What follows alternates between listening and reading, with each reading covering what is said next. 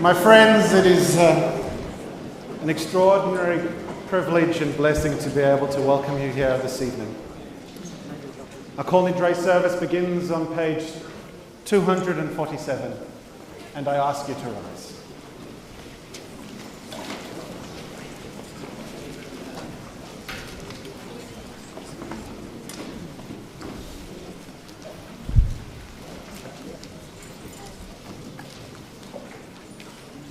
Sovereign of the universe, in awe and humility, I have come to stand before you to pray with your people Israel and on their behalf. Who is fit for such a task? Yet you are present to us whenever our voices rise in praise. Your great mercy, have compassion on me and on all of us. Let our congregation not falter on our account, nor we on theirs. Guide the lips of those who lead your people in worship. Strengthen our faith and purify our thoughts, and let your love draw a veil over all our failings. So may our prayers ascend this day to the throne of your glory.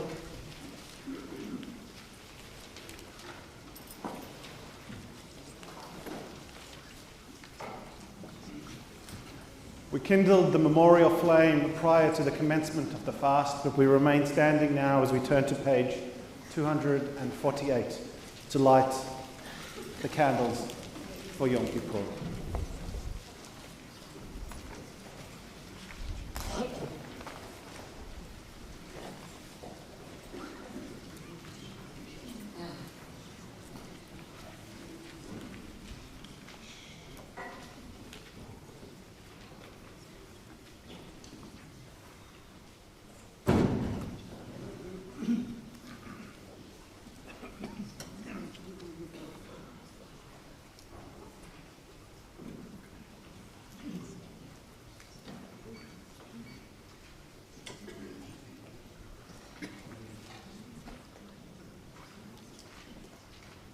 Baruch atah Adonai Eloheinu melech haolam, asher kiddushanu b'mitzvotav v'tzivanu lehavlik ner shel Yom HaKippurim. Amen. Baruch atah Adonai Eloheinu melech haolam, שהחיינו וגימנו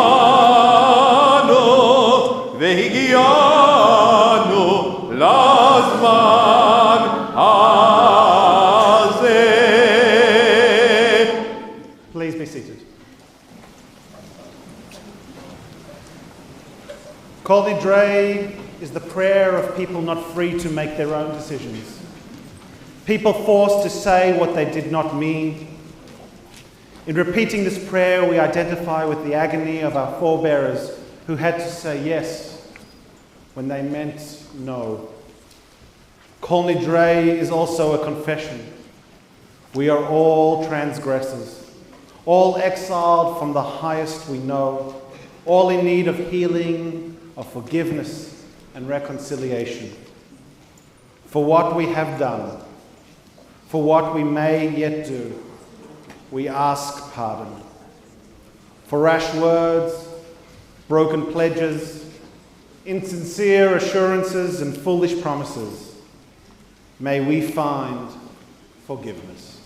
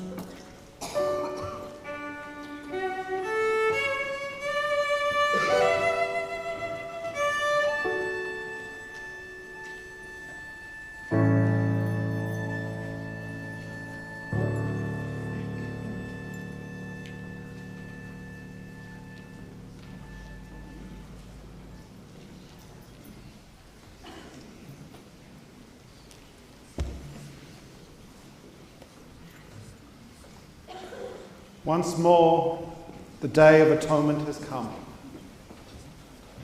All pretense gone, naked heart revealed to the hiding self. We stand on holy ground, between the day that was and the one that must be. We tremble. At what did we aim? How did we stumble? What did we take? What did we give? To what were we blind? Last year's confessions came easily to the lips. Will this year's come from a place deeper than skin? Say then, why are our paths strewn like promises, like fallen leaves? Say then, when shall our lust for wisdom? Say now, love and truth shall meet. Justice and peace shall embrace. O hope of Israel, in our weakness give us strength. In our blindness be our guide. When we falter, hold our hand. Make consistent our impulse for good. Let us know the joy of walking in your ways. On the top of page 251. Averot shebein adam lemakom yom hakippurim mechaper. Averot shebein adam lechavero ein yom hakippurim mechaper ad shiratzeh et chavero.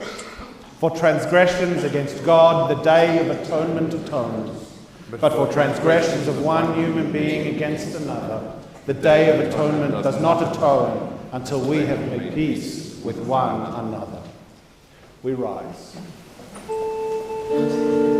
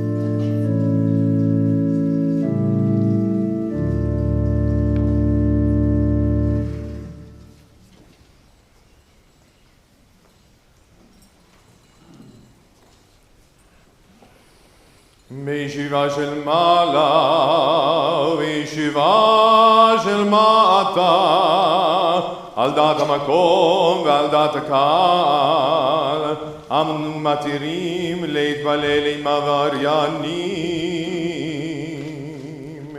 בישיבה של מעלה ובישיבה של מטה על דעת המקום ועל דעת הקהל אנו מתירים להתפלל עם עבריינים בישיבה של מעלה ובישיבה של מטה על דעת המקום ועל דעת הקהל אנו מתירים להתפלל עם העבריינים. In the sight of God and of the congregation, no matter how far some of us may have transgressed by departing from our people and from our heritage, we pray as one on this night of repentance. Kol Nidrei, a whisper of wings, as promises are remembered. Saint and sinner alike communes with the Most High. We are at one. Heart of all life, from this day of atonement to the next, may we reach it in peace. All Israel makes these vows, to turn from sin and wrongdoing, and to walk in the way of your law, the path of justice and right. Yet we know our weakness, how prone we are to fail. Help us to keep these vows, made with contrite hearts. We have come to seek pardon and forgiveness. Kol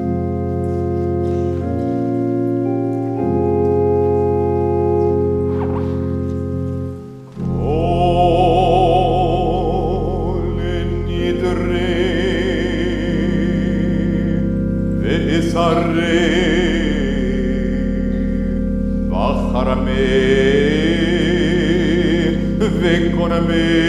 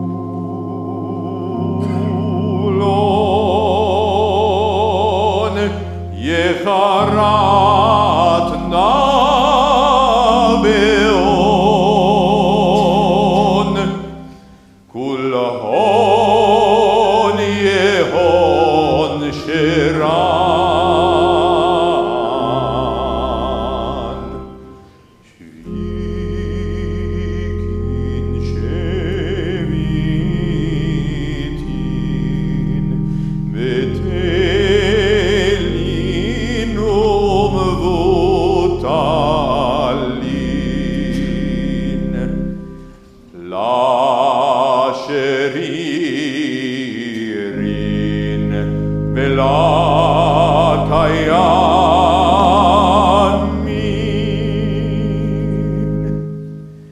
nidrana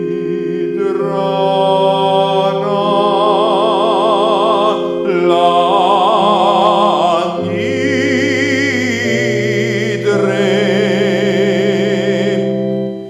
vesarana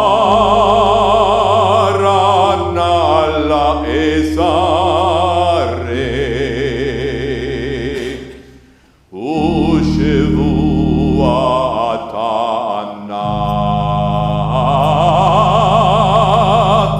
la shevut.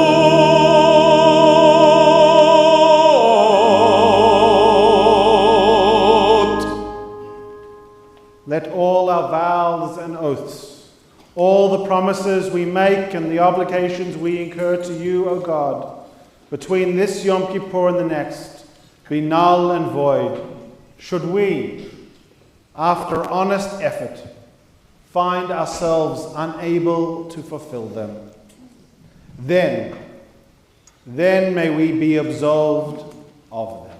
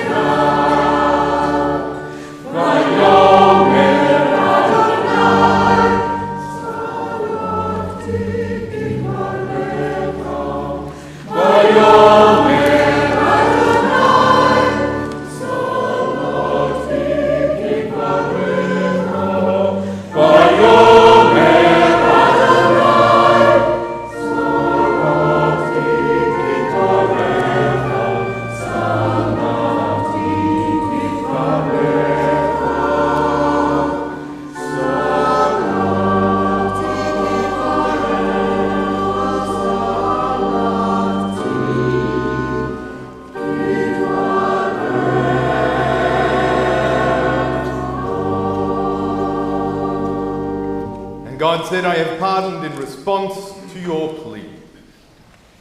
Baruch atah Adonai Eloheinu melech haolam shehecheyanu v'kiyemanu v'higiyanu lazman hazeh.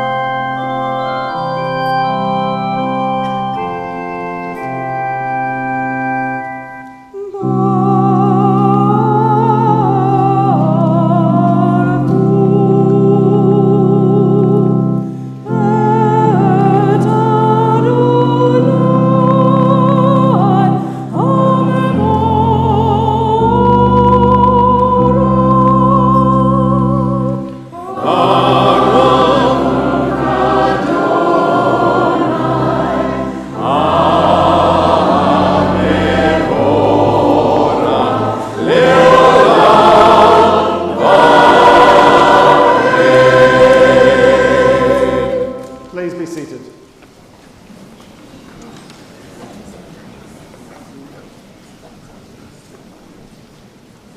We continue with the evening prayer, the Ma'ariv Aravim, on the base of page 253. Baruch atah Adonai Eloheinu melech haolam, asher bidvaro Ma'ariv Aravim, v'chokhmah potech sha'arim, uvitvaneh mashane itim, ומחליף את הזמנים ומסדר את הכוכבים בשמורותיהם ברקיע כרצונו. בורא יום ולילה, גולה אור מפני חושך וחושך מפני אור. ומעביל יום ובין לילה, ומבדיל בין יום ובין לילה. אדוני צבאות שמו, אל חי וקיים תמיד ימלוך עלינו לעולם ועד. ברוך אתה אדוני המעריב ערבים.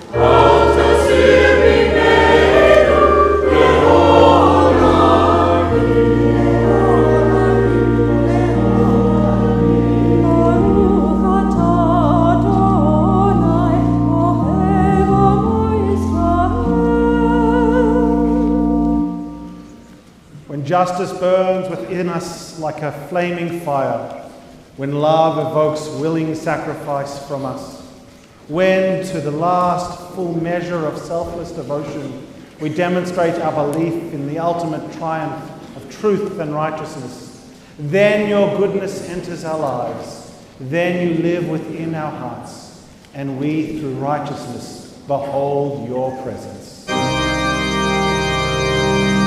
Shalom.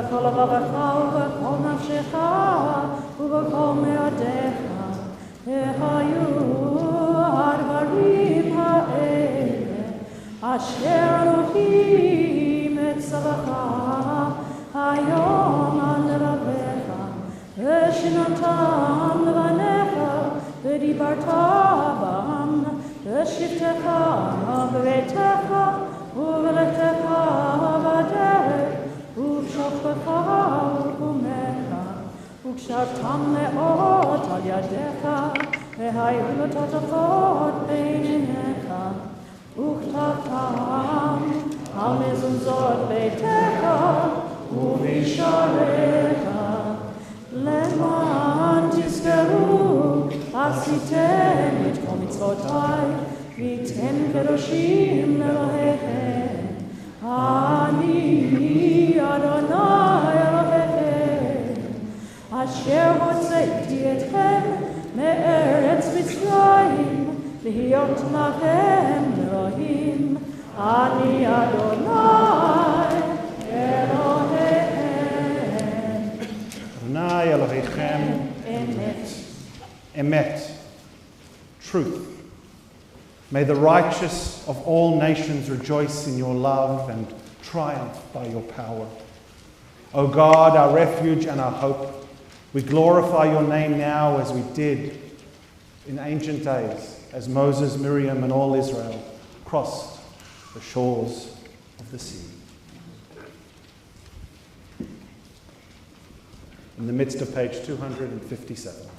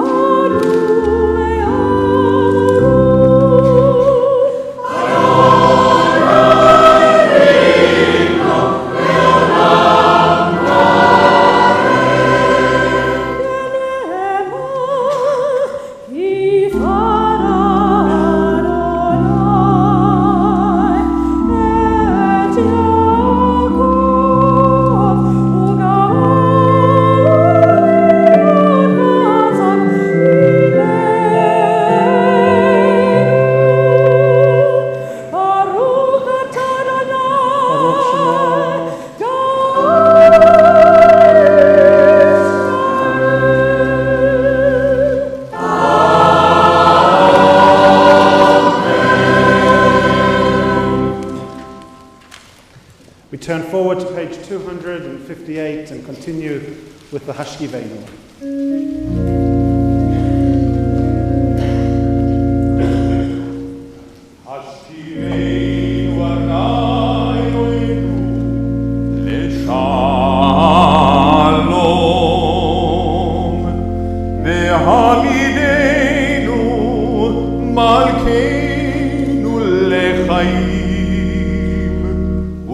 עלינו זוגת שלום אחד, ותקננו ותטובה מלבונך,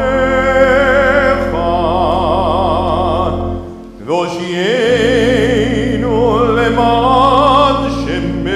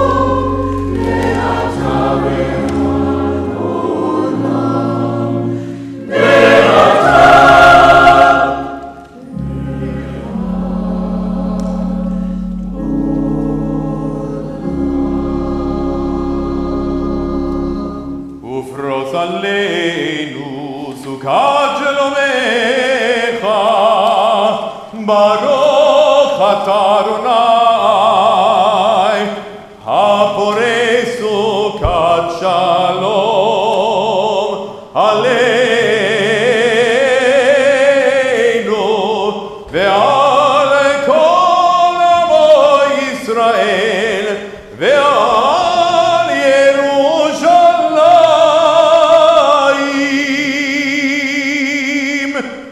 Amen, amen, and amen. Then shall we be at peace, O God, though whose peaceful shelter we seek through all the days and all the nights of our lives.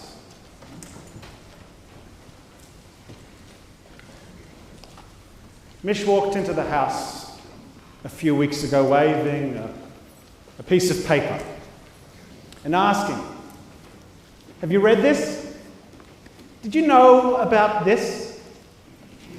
I rose from the comfort of my couch to see that the page she was holding was headed with the words, "Hope."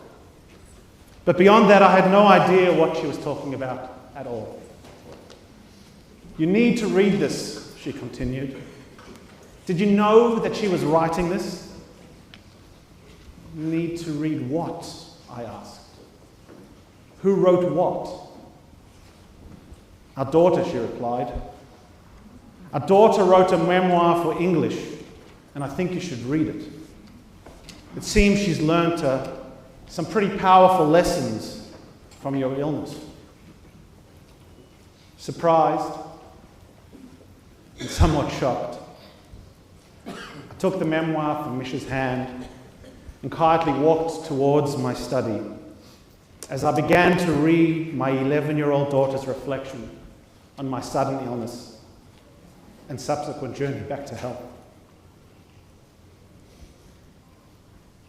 With her permission, I want to share it with you tonight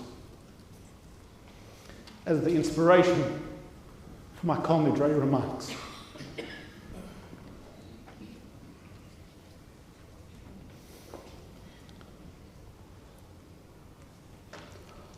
On January 8th, 2001, my brother, Dad, Mum and I had just landed in Melbourne from an amazing holiday in America.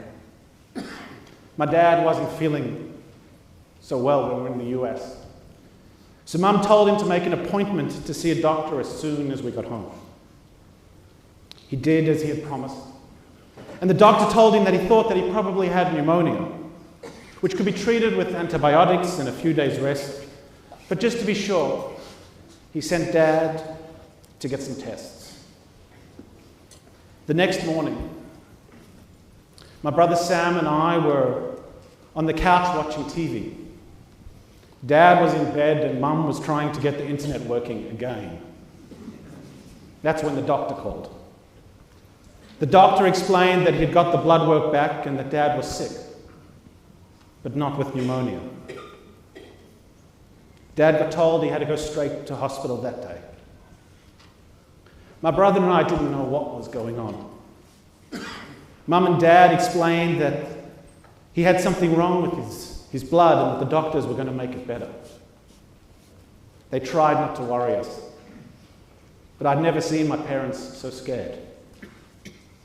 They looked frightened, nervous, and anxious. Later that night, I heard Mum talking to some friends on the phone.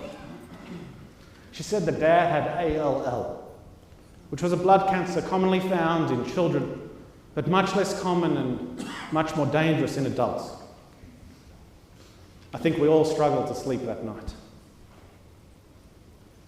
When we woke the next day, my birthday, it was really difficult to celebrate without Dad. And I could not believe that I was going to spend my special day in hospital. When we got to the 7th floor of the Alfred, I felt like I was walking into some sort of horror movie. I'd never seen people so sick, so lifeless and so sad. It hurt me to imagine that my dad, a person so full of life, needed to be in such a place. When I saw my dad in bed connected to his drip, my heart shattered into tiny pieces. But as I entered the room, I stopped and said to myself that while this experience was going to shape me, I would not let it define me. After a while, I got used to coming to the hospital but I never loved it. A week into his treatment, my dad unfortunately fainted in an elevator. He broke 3 vertebrae in his back and struggled to get up and move around. It was clear that he was in a lot of pain and struggling to continue to be the happy, playful and positive person I knew. Soon the weeks turned into months, and while some of his treatments were working, others were clearly not. Despite the setbacks, Dad never seemed to lose his positivity. Even as he lost his hair and his beard, all we really noticed was that his smile was growing bigger and bigger. He just refused to give up, and so with his hope, we all kept on going. Dad eventually moved hospitals to the Epworth. The Epworth helped him access a new drug that might one day change the treatment of leukemia forever. It certainly changed things for him. I'm so happy to say that my dad is now in remission and he's cancer-free. The last 9 months have been a really difficult chapter in our life, but I really believe that it's brought my family closer together. We now have even more reasons to live life to the fullest. My dad is still sick, but he's gradually getting better. And I'm pretty confident that it's going to take more than cancer to stop him.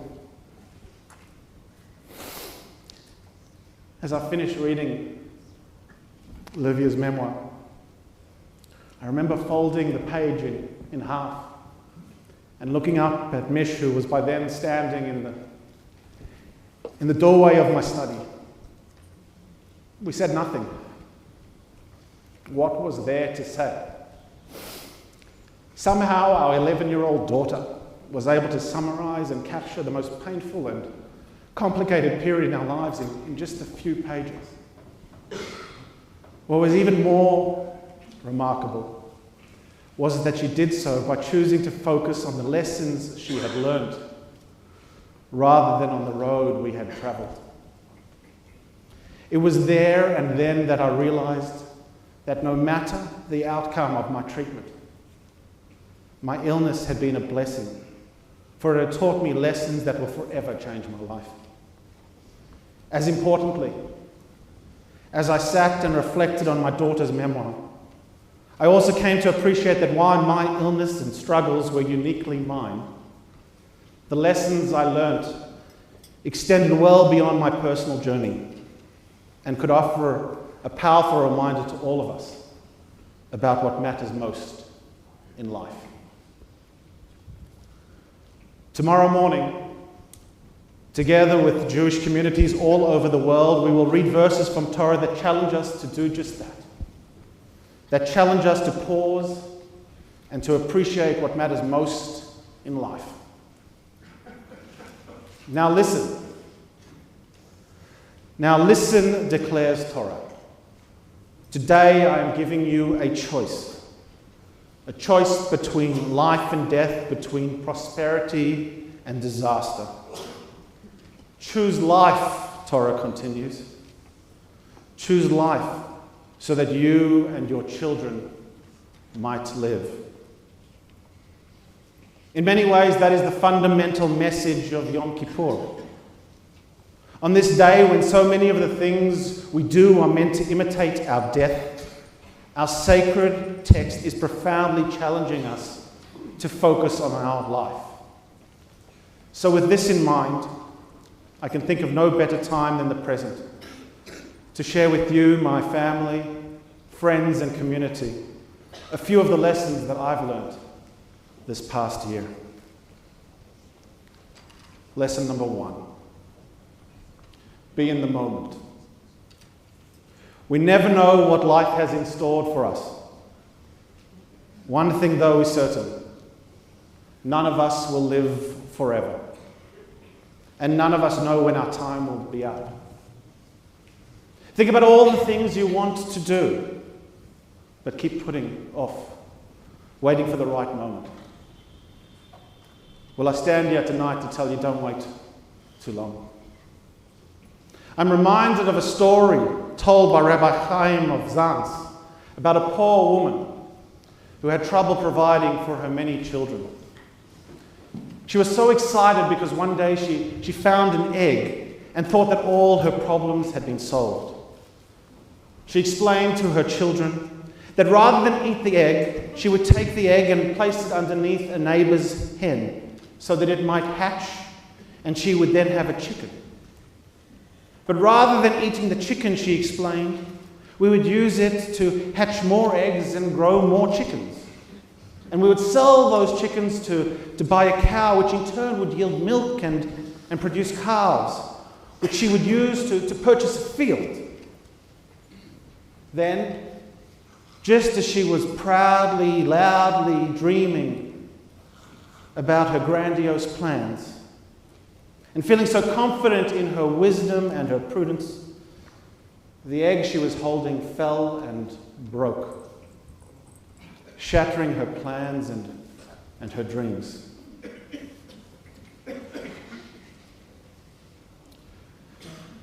Too often we are like that woman.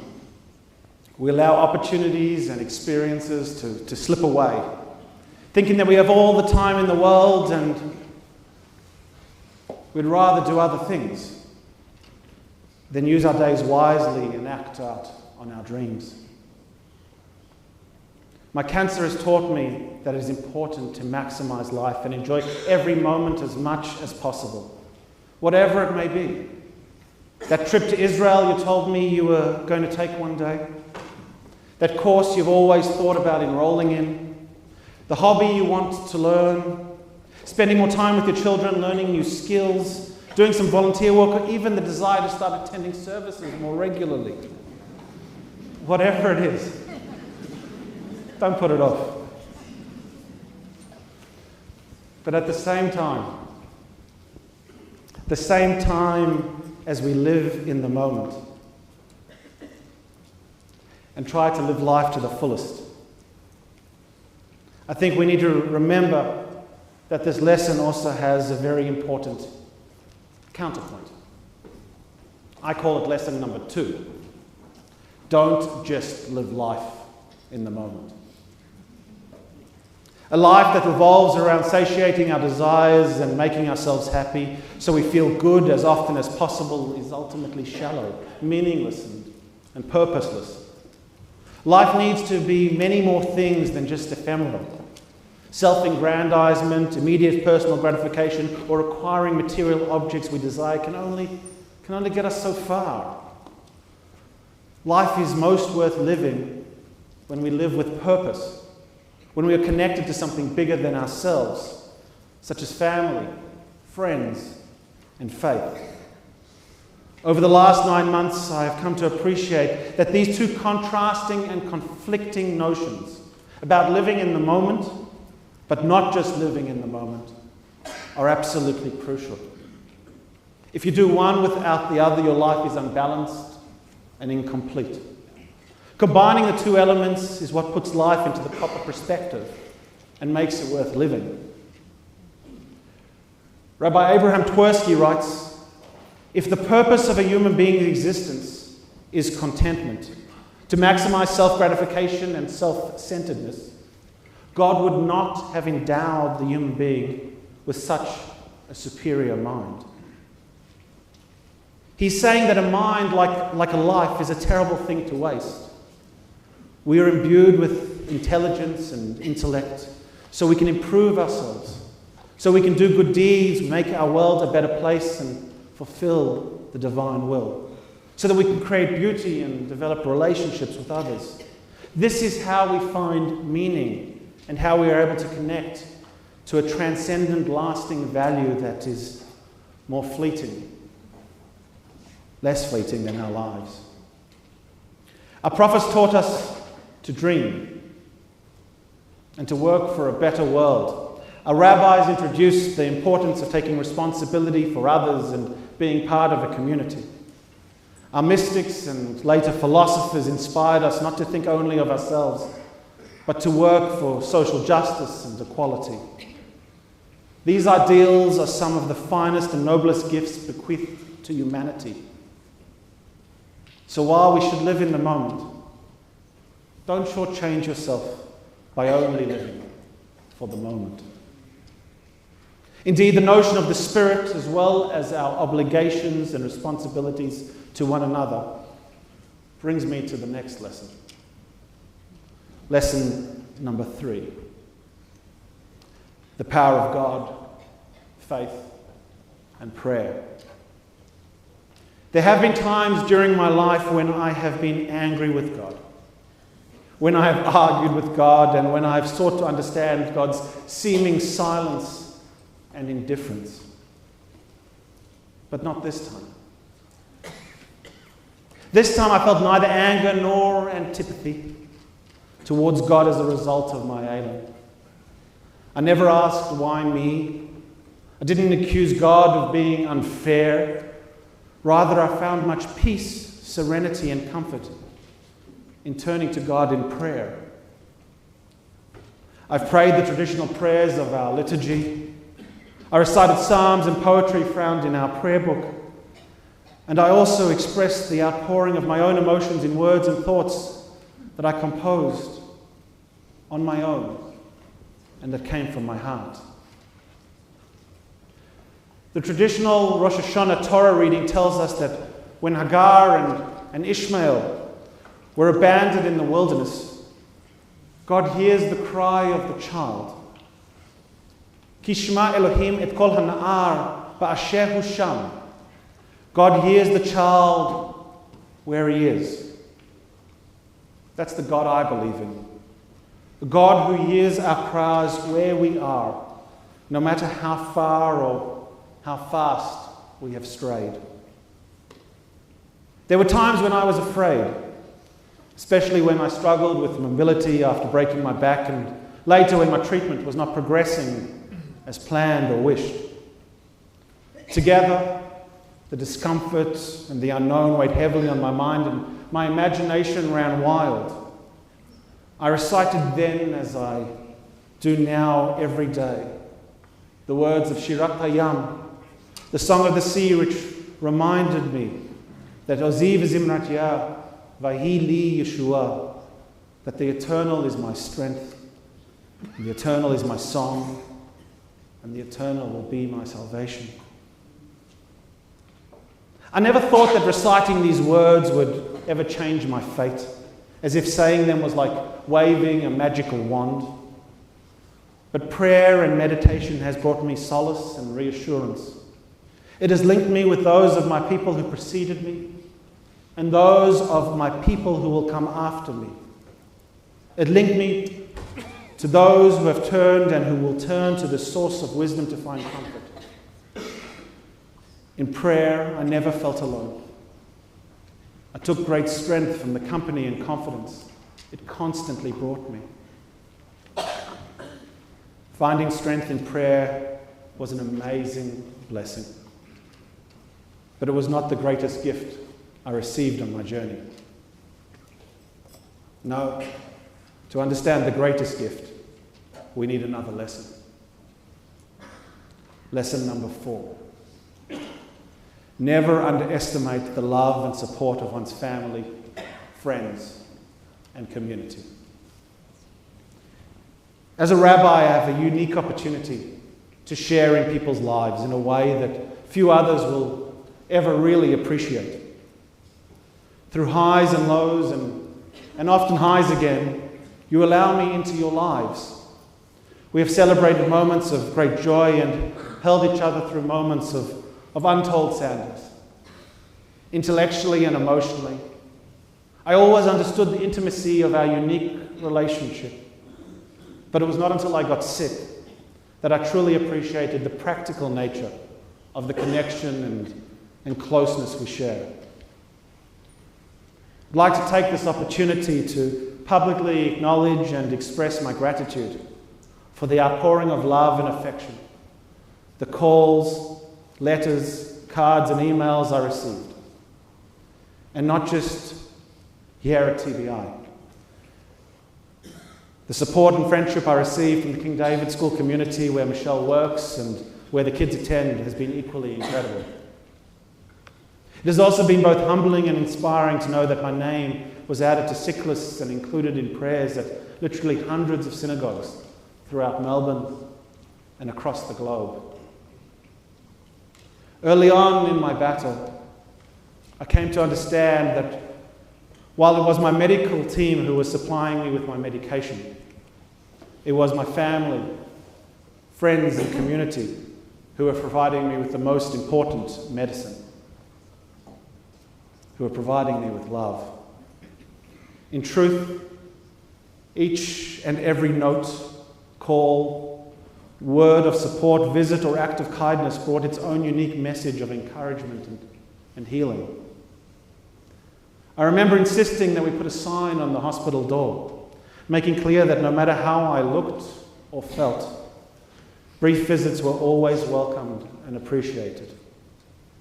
Quoting the Talmud, I explained to the doctors and nurses that I fundamentally believed that one who visits a sick person takes away a portion of their illness, and that my visitors were part of my treatment plan. I'll never fully understand the extent to which my illness impacted my family and friends and this community and forced so many to upend their busy lives to walk alongside me on my journey. I do know, however, that I could not have done it without so many. Ultimately, it was the love and support that helped me manage the days, get through the weeks, and tolerate the months of illness. Liv was absolutely correct when she noted in her memoir that while the last 9 months have been a really difficult chapter in our lives, they have also brought us remarkably closer together. And so this brings me to my final lesson. The lesson Livia taught me, and the lesson that has inspired my entire approach to the new year. Lesson number 5. Hope really does spring eternal. One of my favorite books is Man's Search for Meaning by Viktor Frankl. This heart-wrenching story is about a psychiatrist who was imprisoned in 4 separate concentration camps during the war. He used his time there to observe the prisoners, and what he found surprised him. As the world knows, over 6 million men, women, and children were murdered in the Shoah. What fewer appreciate is that many of them did not die from being gassed or shot, but rather were murdered by disease, starvation, and the filthy conditions of the camps. What intrigued Frankl was the fact that survivors were not always the fittest or the strongest, the wealthiest or the best educated. He realized that the people who survived only had one thing in common. Each survivor he talked to had some kind of purpose in life, a reason to live. For some, it was the desire to find a living relative. Others, a home to return to or a career that they loved. Frankl's own purpose was clear to him. He decided to write a book when the war was over. He came close to giving up when a guard destroyed his notes. He wrestled with how he could go on until he realized that the guard could not take away his mind or his spirit, just his paper. He had the book in his head, and he completed the first manuscript within 10 days of being liberated from the camps. In his extraordinary work, Frankl quotes his teacher, existentialist philosopher Friedrich Nietzsche, who first taught him that a person who has a why can bear almost any how. Think about that idea for a moment. A person who has a why to live can bear almost any how that is required to get there. Hope and a reason for being were the defining factors that allowed people to survive the worst torture, starvation, and humiliation that the world has ever seen. Translate this to a cancer survivor. Hope is the one emotion we can control when a diagnosis is terminal. There is always hope for a new clinical trial, a new chemo, or in my case, a new immune booster. And if one is really ill and ready to go, there is hope for relief in the next unknown step. So what have I learned this past year? Well, I've learned a lot. I've learned about the importance of living in the moment, but not at the expense of pursuing the things that really matter. I've learned to celebrate the power of God, faith, and prayer, and to never underestimate the support and healing that can come from family, friends, and community. But most of all, I've learned to appreciate the value the hope and optimism that has come to define me and transform my life. As many of you know all too well, my struggles are not unique. They are, in fact, no more than a reflection of the challenges we all face in our own way and in our own time. This is why tonight, as I celebrate my life and my ability to stand here on this bimah once more, I'm also choosing to extend my prayers beyond my family and myself. Indeed, this night I pray that as we move through the trials and tribulations of this long day and the year that follows, that each of us will find our own reasons to meet the challenge given to us by Torah tomorrow morning. I pray that each of us will find a way to choose life and blessing this year. For if we're able to do this, if we're able to focus on the wonder of our lives and the blessings that we share, then I promise that no matter what the new year brings, we will be okay. Really, if we choose life and blessing, we will be okay. Ken Yehi Ratzon, may that be God's will. We turn to page 259 as we pause to appreciate the opportunity of this day with the singing of Ki B'Yom Hazeh.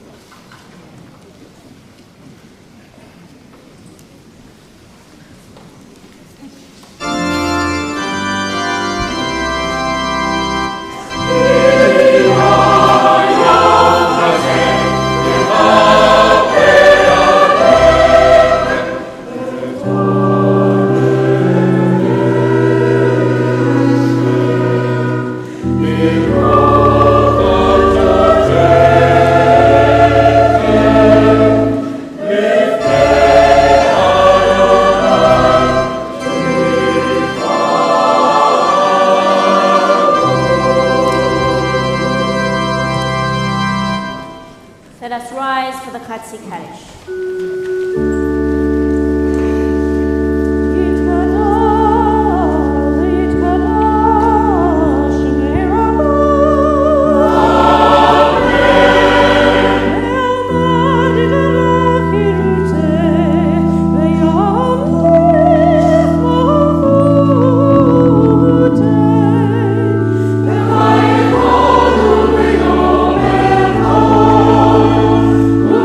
Thank you.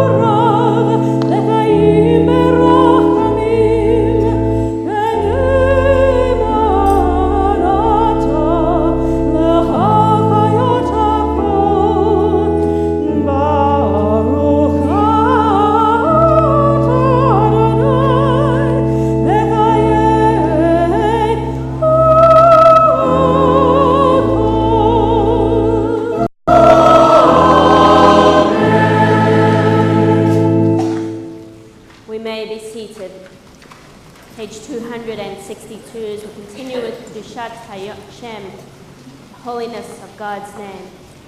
Atah kadosh v'shimcha kadosh, u'kdoshim b'chol yom yahalucha selah.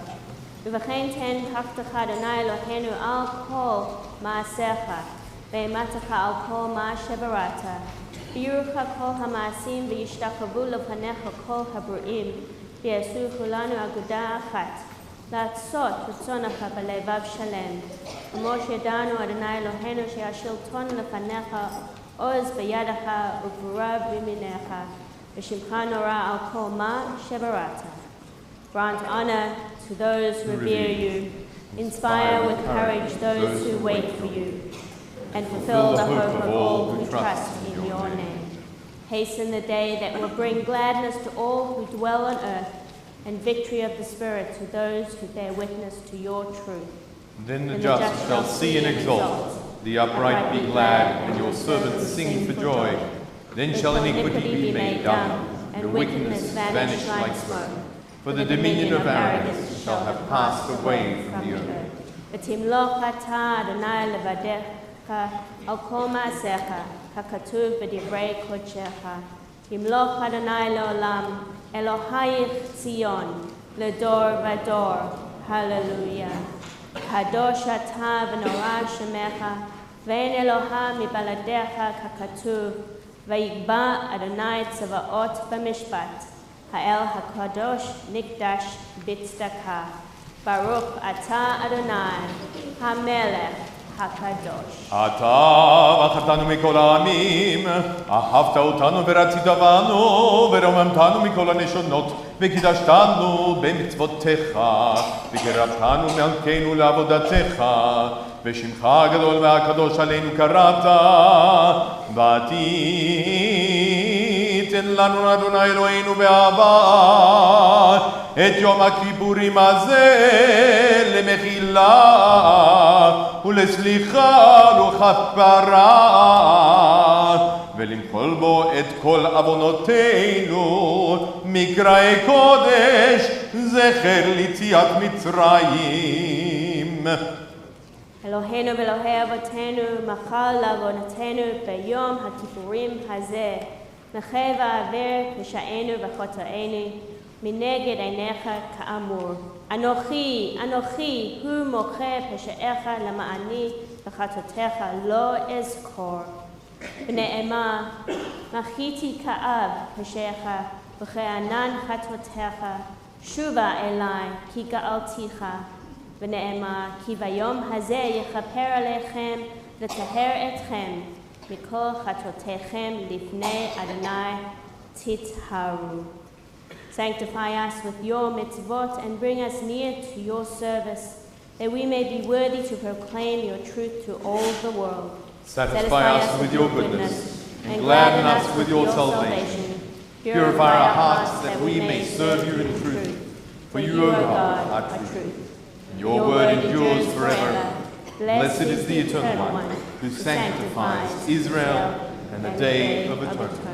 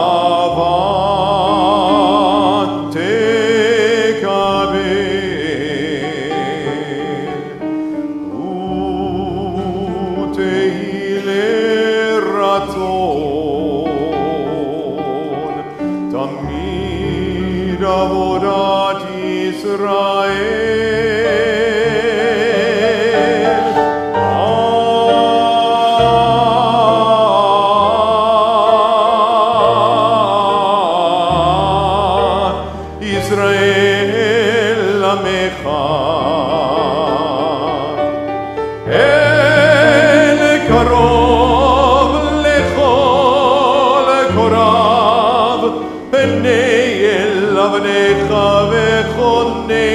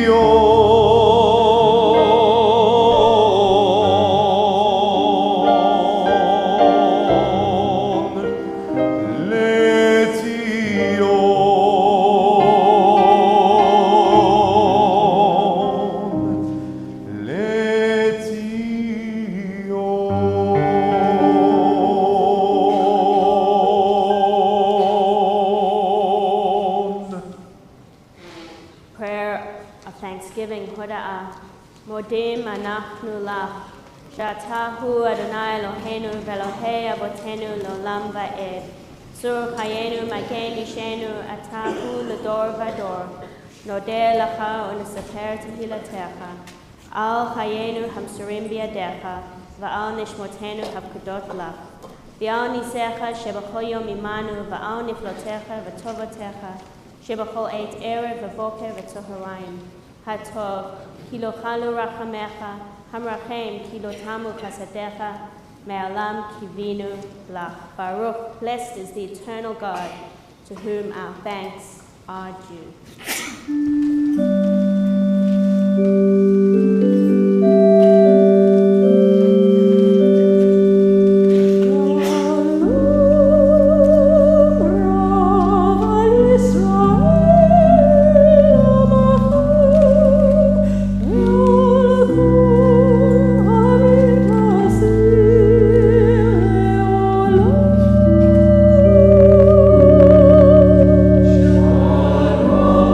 Oh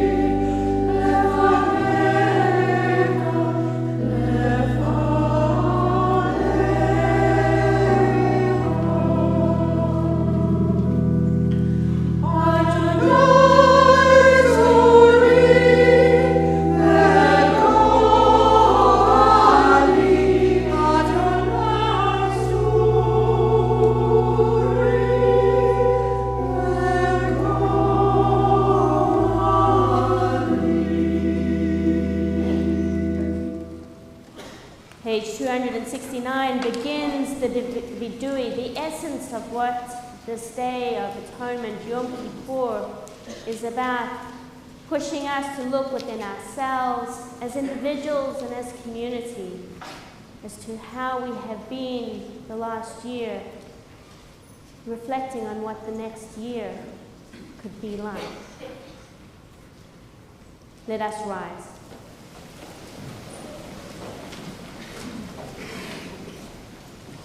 Our God and God of our mothers and fathers, grant that our prayers may reach you.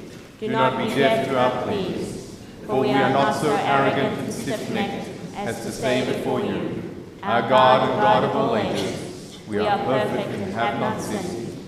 Rather do we confess, we have gone astray, we have sinned, we have transgressed.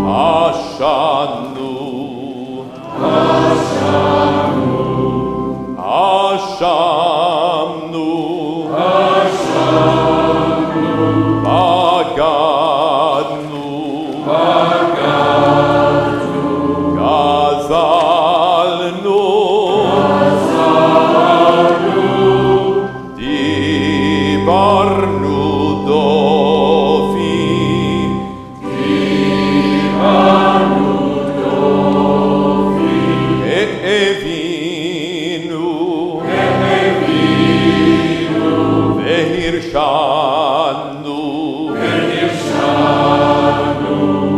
זדנו, חמסנו,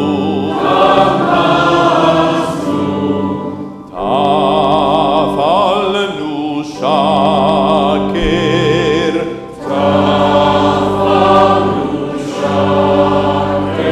יעצנו רע,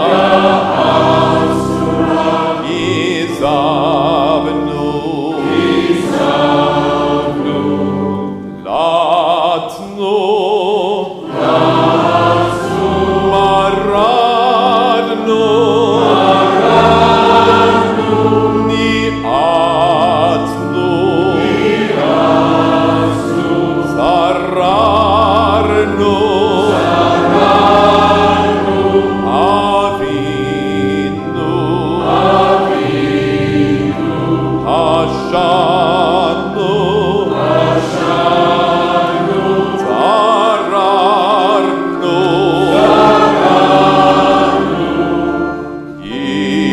אישינו עורף,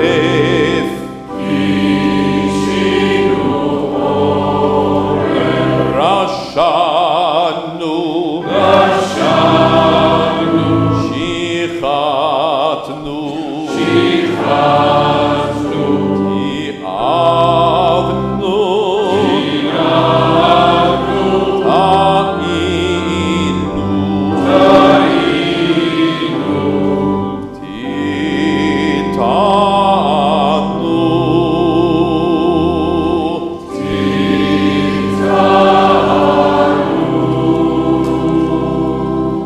We all have committed offenses. Together, we confess these human sins. the sins of arrogance, bigotry and cynicism, of deceit and egotism, flattery and greed, injustice and jealousy. Some of us kept grudges, were lustful, malicious, or narrow-minded. Others were obstinate or possessive, quarrelsome, rancorous or selfish. There was violence, weakness of will, xenophobia. We yielded to temptation, chose zeal for bad causes. We have turned aside from your commandments and from your precepts, and it has not availed us. You are just whatever befalls us. You call us to righteousness, but we bring evil upon ourselves. מה נאמר לפניך יושב מרום ומה נספר לפניך שוכן מחכים הלא כל הנסתרות הנגלות אתה יודע רזי עולם ותעלומות סתרי כל חי אתה חופש כל הדרי ותן ובוחן כליות ולב אין דבר נעלם ממך ואין נסתר מנגד עיניך. Now may it be your will, God of all generations, To forgive all our sins, to pardon all our wrongdoings, and to blot out all our transgressions. על חטא שחטאנו לבניך באונס וברצון. The sin we have committed against you under duress or by choice. על חטא שחטאנו לבניך בזדון ובשגגה. The sin we have committed against you consciously or unconsciously. ועל חטא שחטאנו לבניך בגלוי ובסתר. And the sin we have committed against you openly or secretly. על חטא שחטאנו לבניך בהרהור הלב. The sin we have committed against you in our thoughts. על חטא שחטאנו לבניך בדיבור פה. The sin we have committed against you with our words. ועל חטא שחטאנו לבניך בחוזק יד. And the sin we have committed against you by the abuse of power.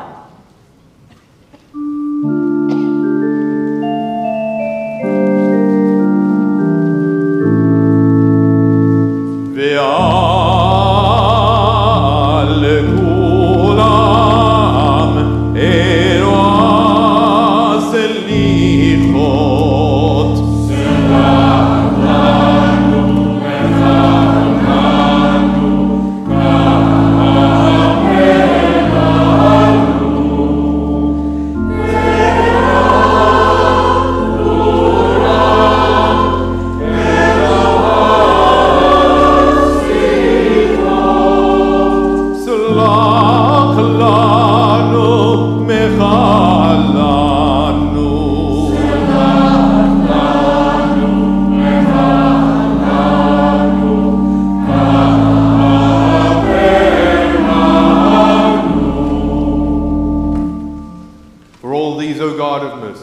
Forgive us, pardon us, grant us atonement. על חטא שחטאנו לבניך באימוץ הלב. The sin we have committed against you by hardening our hearts. על חטא שחטאנו לבניך בחילול השם. The sin we have committed against you by profaning your name. ועל חטא שחטאנו לבניך בזלזול הורים ומורים. And the sin we have committed against you by disrespect for parents and teachers. על חטא שחטאנו לבניך בלשון הרע. The sin we have committed against you by speaking slander. על חטא שחטאנו לבניך במעשה ובמתן. The sin we have committed against you by dishonesty in our work. על חטא שחטאנו לבניך בהונאת רעה. And the sin we have committed against you by hurting others in any way.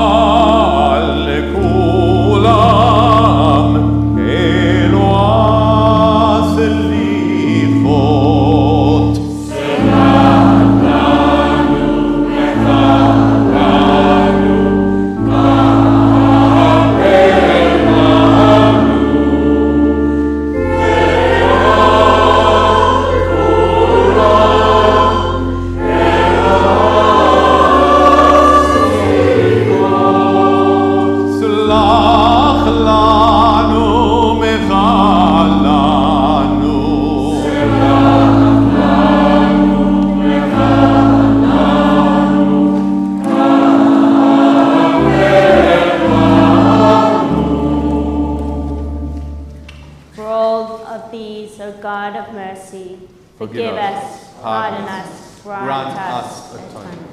As we are seated, we take a few moments for silent prayer and confession.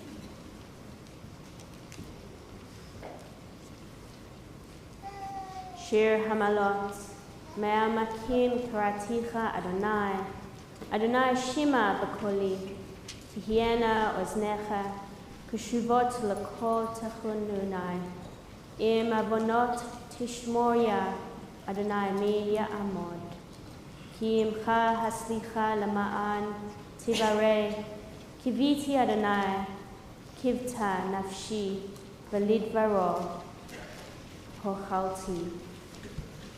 But yours is the power to forgive, and therefore you are held in awe.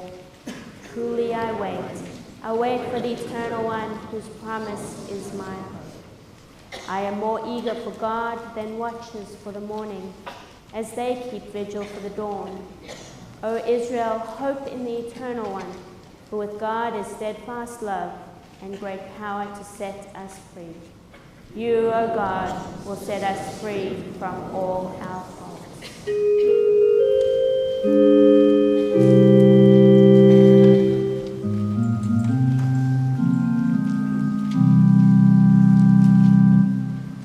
Yale,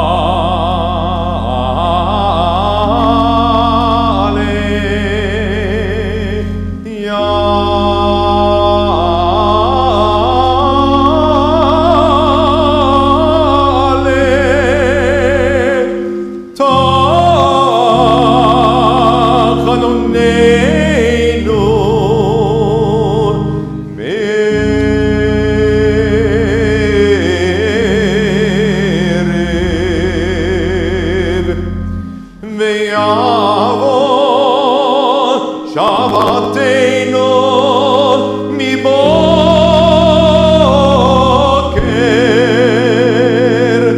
ויראה רינוננו עד הערב.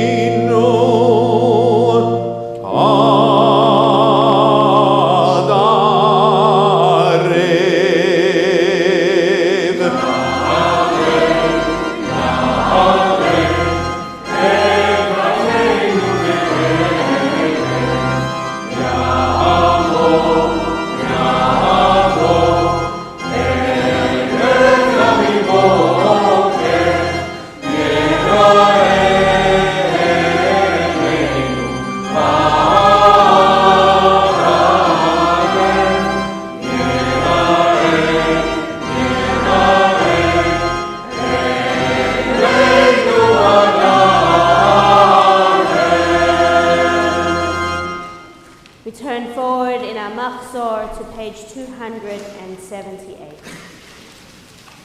Eloheinu v'Elohei Avotenu, al ta'azvenu, va'al tidshenu, va'al tachlimenu, va'al tafer b'ritecha itanu. Korvenu l'toratecha, lamadenu b'mitzvotecha, horenu drachecha, hatlibenu le'yira et shemecha, umol et levavenu lahavletecha, v'nashu elecha, be'emet u'valev shalem. Eternal God, with the strength of our loving for you, help us to grow in the wise use of our powers, that through us your power may be magnified in human life, so we may hallow this world and labor to redeem it.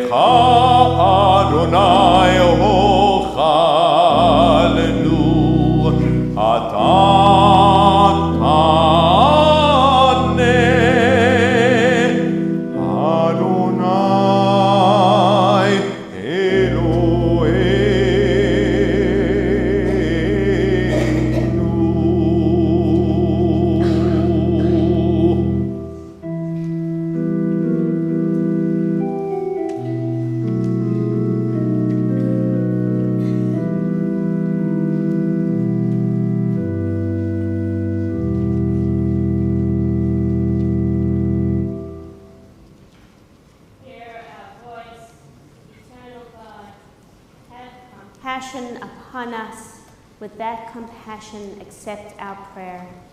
Help us to return to you, O God, then truly shall we return. Renew our days as in the past. Consider our words. Look into our inmost thoughts. Do not cast us away from your presence. Do not remove your Holy Spirit. Do not cast us away when we are old. As our strength diminishes, do not abandon us. Do not abandon us, eternal God. Do not be far from us. For you, God, do we wait, and you, our God, will answer. Let us rise on page 280 for Avinu Malkeinu.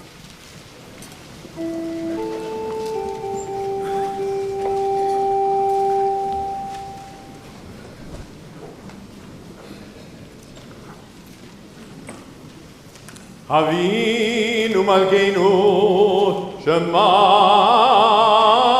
Koleinu. Avinu Malkeinu, hear our prayer.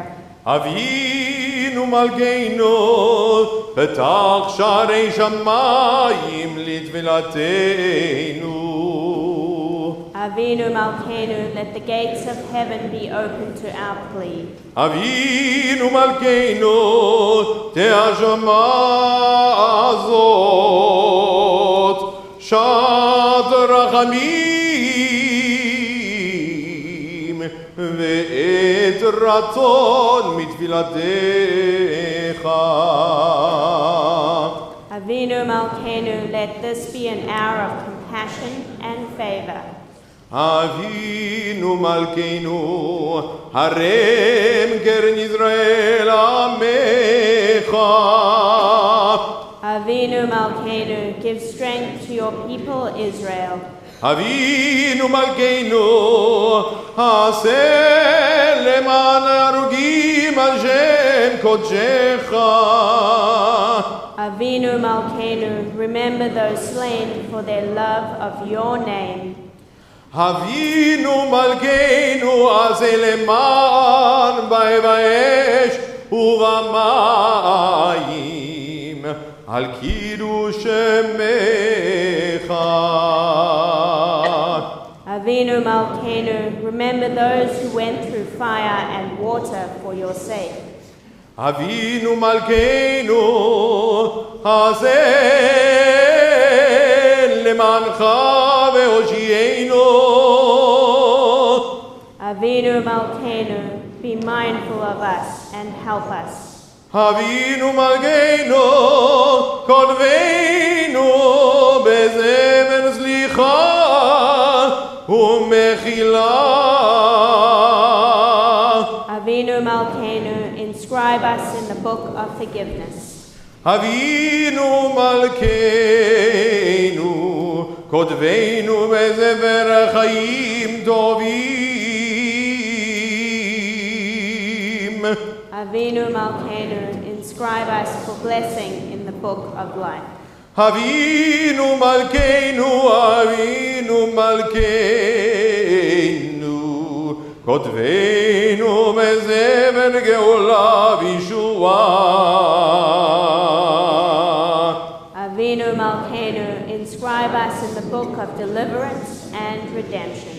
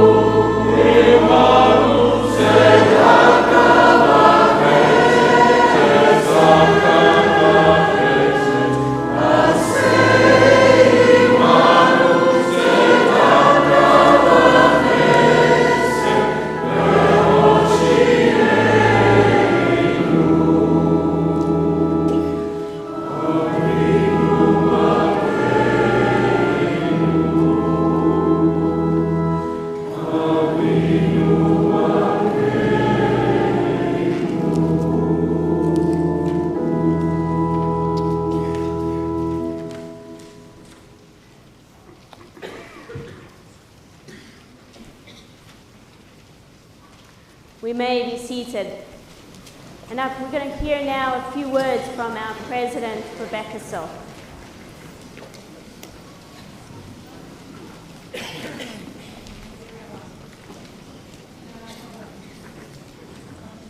my pleasure and privilege to welcome you all on this Kol Nidrei evening. And I'd like to offer a special welcome to our new members and member families, 130 of them who've joined us in this last year. And welcome our many visitors and guests, as well as those watching on TBI TV. We're so glad you've chosen to spend Kol Nidrei with us. I don't know about you, but you've probably realised by now that I've had a most unusual year. It started uneventfully enough.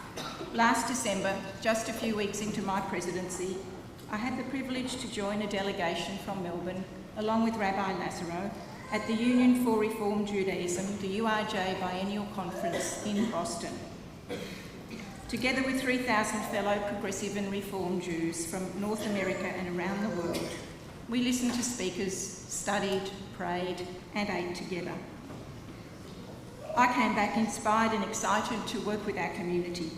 Then, as you know, in early January, Rabbi Lazaro became ill and things changed overnight. We at TBI went into crisis management mode with an awareness that our staff, our board, and you, our community, were grappling with a new reality. I'm proud to say that under the leadership of Rabbi Ettlinger and Cantor Lalum, supported by our lay leadership, we navigated the rough waters, steered a course with our community, and, as Rabbi Lazaro is celebrated tonight, we came through the other side, having learnt a lot about ourselves and this incredible community. I'm most grateful to them and to Rabbi Levi, Rabbi Morgan, and Rabbi Kippen, who assisted us with various education and pastoral duties, and together with Cantor Lalum and Rabbi Ettlinger, ensured that it was business as usual. I'm proud to say that not a single class, event, or program was cancelled because of Rabbi Lazaro's absence. I've always known that TBI is a special community, but it was through this time that I came to appreciate what a wonderful team we have supporting our community. In addition to our rabbinic team that I've already mentioned, I also want to particularly recognise our incredible administrative staff and extraordinary volunteers who all went above and beyond in filling the sizable gap created by Rabbi Lazaro's absence. For me, this challenging time demonstrated the fundamental strength of our community, our shared commitment to both wholeness and holiness. In July, after 6 months away, we welcome Rabbi Lazaro back to work in a part-time capacity and will continue to support him on his journey back to renewed health. All being well, Gershie will be back full-time before the end of the year, but for now, we're just thrilled to see you back with us and look forward to seeing you go from strength to strength. So despite these challenges, there's a lot about the year 5778 that we can look back and be rightly proud of. We engaged architects and worked with them on the new secure entrance on Alma Road, our gateway project. Like all capital projects, it took a little longer than we hoped, but our documents are with the City of Port Phillip Council awaiting approval at this moment. As I already noted, we welcomed many new members and continue to be amazed at the stories people tell us as to why they choose TBI to be their synagogue. We completed the refurbishment and dedication of the Lorraine Topol Learning Centre, upstairs where our alternate service and family services are being held right now. And it's in these classroom spaces the Florence Melton School of Adult Jewish Learning has flourished. We had momentum for new programs as well, launching our twice-a-month Nash and Drush with Rabbi Levi, expanding our Bubs and Bagels playgroup for young children and carers, and we tripled the size of our Life Books program as new volunteers came on board to help celebrate the lives of some of our older members. All these activities bring our community together, but we have no intention of resting on our laurels. In the year to come, we've already committed to developing a strategic plan that will respond to the changing needs of our congregation. And we will continue to focus on safety and security by completing the building of the gateway entrance. We will continue to seek strategic partnerships with like-minded organisations and communities because we know we cannot do all we wish to do together. And in the spirit of togetherness, we're also looking to engage with you as often as possible and look forward to sharing more special moments with you and your families. Our TBI story, a story of 87 years, simply cannot be defined by just one year, because it's a generational story. Our founders had a vision of a synagogue that would be relevant, accessible, and quintessentially Australian. They gave time and money enthusiastically to our congregation when most had little of either. Their children and grandchildren, the second generation, were equally bold in their desire to grow our movement, and they worked tirelessly to seed communities and establish schools. The third generation have brought passion and professionalism in all we do and helped us expand our offerings as we commit to being not only a Beit Tefillah, house of prayer, but also a respected Beit Midrash, house of learning, and a vital Beit Knesset, house of gathering. Many of you will have responded to the Monash University Survey of the Jewish Community in 2017, known as Gen 17, for which we thank Professor Andrew Marcus, who's a member of TBI. The survey tells us some important things and provides helpful guidance for the future. For instance, there is a statistical bulge in the population of the Jewish community in the over 60s age group, also reflected in the third generation of our congregation. I hope my fellow baby boomers are not offended when I say that we as a group are in fact ageing. Thankfully, there is a second statistical bulge in the Jewish community, people in the 30 to 45 years group, and they are becoming increasingly active in our community and will become the core of the fourth generation. Unfortunately, what Gen 17 also tells us is that this fourth generation, as well as the one that follows it, are less connected to Jewish life than those who come before them. By necessity, this age cohort gives priority to family, to housing, to school fees over synagogue membership or synagogue giving. We are very aware of the financial pressures on our younger members and families, and we know that we need to reduce and realign the costs of synagogue membership for them. Research tells us that cost is their single biggest impediment to belonging. Cost is their single biggest impediment to belonging. Appreciating this, we're committed to creating a reality where the fourth and fifth generations of our congregation can stay connected to synagogue life without being deterred by cost. We've begun this process by responsibly managing our operational costs, and we're seeking more opportunities to generate income. But ultimately, all the research and overseas experience tells us that TBI will survive and thrive if we, the wealthiest generation in history, act to reduce financial burdens on our children and grandchildren and those who come after. A year ago, Robert Hershen foreshadowed the establishment of a foundation to be known as L'Ador Vador, from generation to generation. Tonight I can announce that the Board of Governance has approved the launch of the TBI L'Ador Vador Foundation and agreed to move forward with the required processes. Our aim with the foundation is to build a capital base, largely from bequests and endowments, so that income is generated to cover an increasing proportion of operating costs. Monies into the foundation will be preserved and invested, not used for day-to-day operations. Preserved and invested. Those monies will not be used for day-to-day operations. I'm pleased to say that the endowment fund has been seeded thanks to a substantial bequest an extraordinarily generous donation, and the vital contributions that many of you made to last year's Kol Nidrei appeal. But of course, this is only a fraction of what we will need to secure our future. My fellow members, you should be proud of the way our community responded to the exceptional circumstances of last year. And I thank you deeply for supporting me, the board, our rabbis, and our staff during that time. The more I'm getting to know you, the more I realise that we are an amazing community and one that has always responded incredibly well to calls for support. I know that the year 5779 will be a good year, although I am praying for a less eventful one. In the next few days, you will be receiving a flyer outlining our plans and inviting you to support our Kol Nidrei appeal.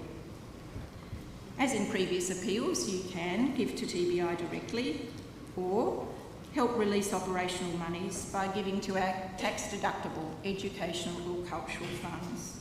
Or you can give to the endowment fund, and these monies will then go into the TBI Foundation. I know that together you can help us ensure that TBI continues, la dor vador, from generation to generation. I wish you all a Gemar Chatima Tova and ask that our entire community be inscribed for blessing.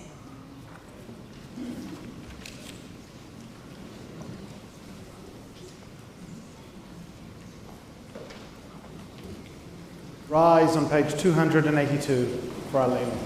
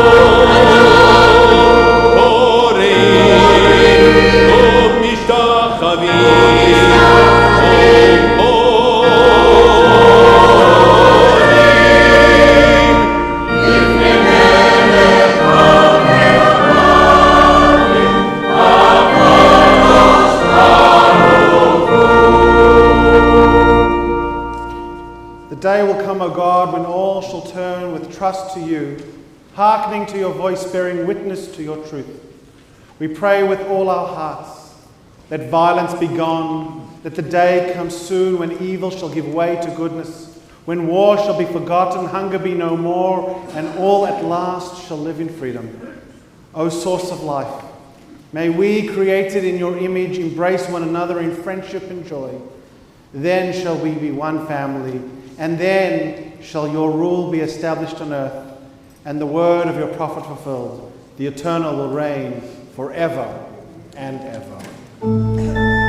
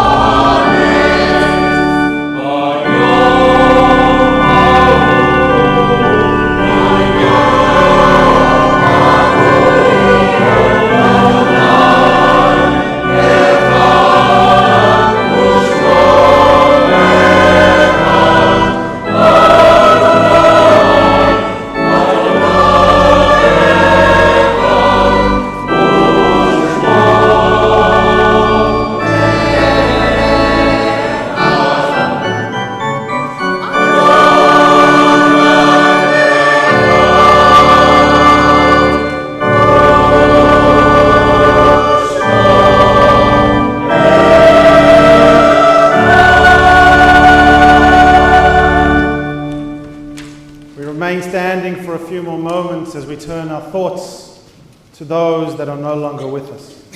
Of course, this being Yom Kippur, the memorial council before us reminds us that tomorrow we'll individually and as a community have the opportunity to remember our loved ones through Yizkor.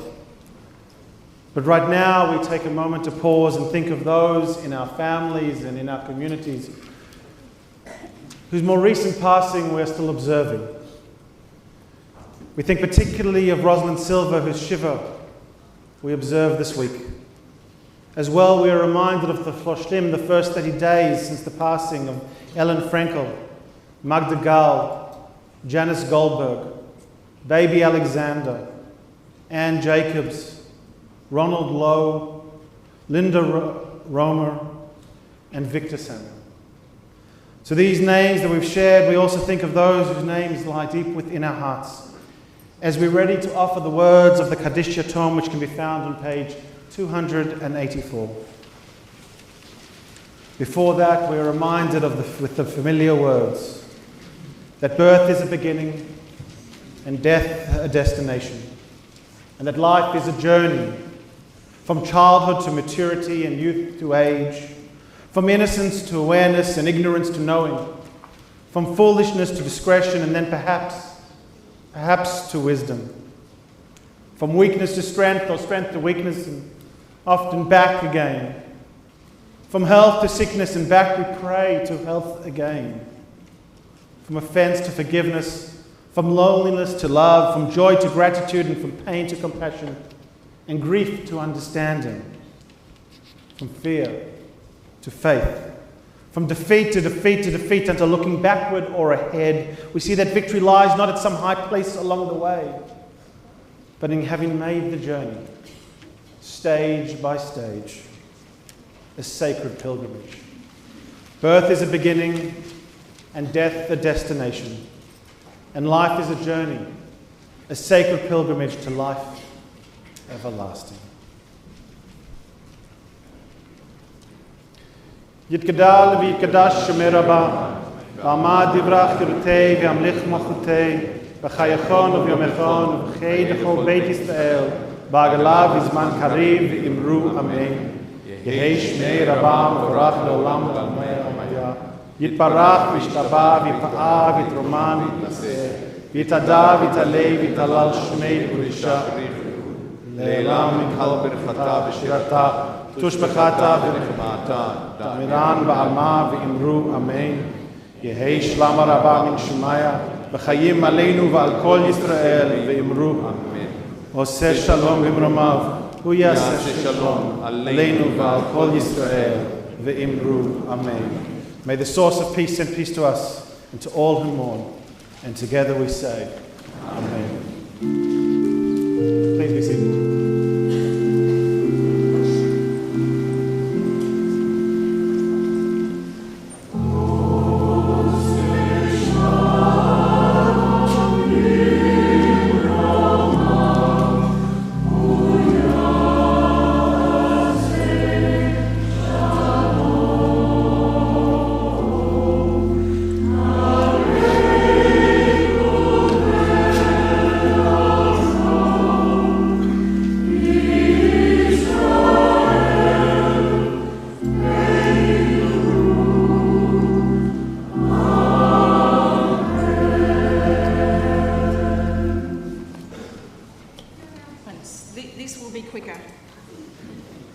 Services tomorrow are as on your ticket. We start with our tot service at 9 o'clock, Yizkor at 4:30. Please do allow time for parking and making your way inside. Thank you, Michelle, Rhonda, David, Robert, Joe and the choir for your liturgy tonight. It was absolutely superb. Please kindly return your books if you've used them to the foyer, and thank our security volunteers on your way out. It will greatly help them if we disperse quickly as we go. See you in the morning.